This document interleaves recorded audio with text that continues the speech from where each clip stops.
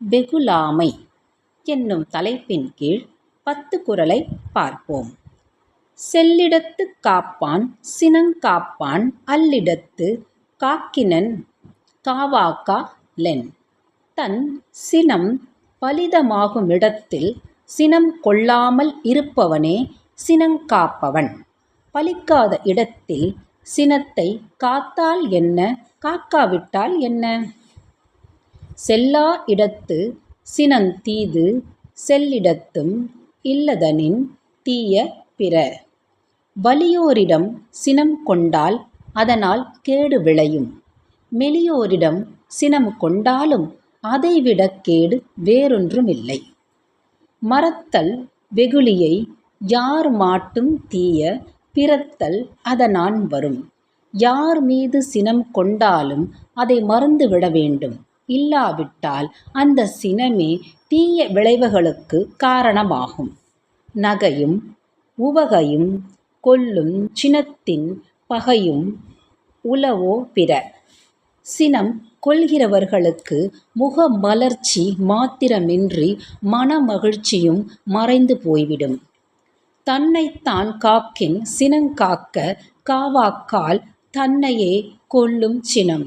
ஒருவன் தன்னைத்தானே காத்து கொள்ள வேண்டுமானால் சினத்தை கைவிட வேண்டும்.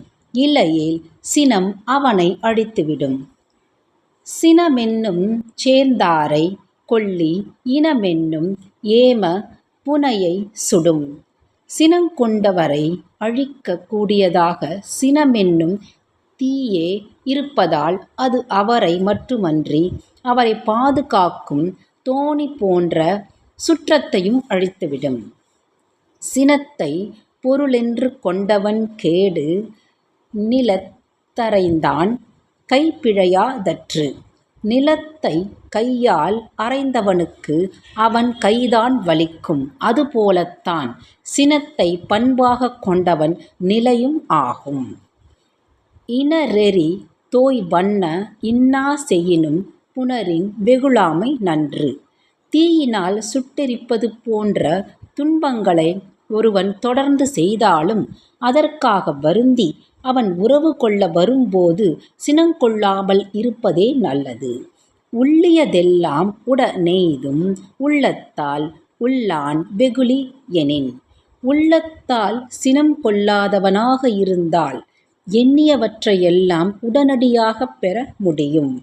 இறந்தா ரனையர் சினத்தை துறந்தார் துணை. எல்லையற்ற சினம் கொள்வார் இறந்தவருக்கு ஒப்பாவார். சினத்தை அறவே துறந்தவர் துறவிக்கு ஒப்பாவார்.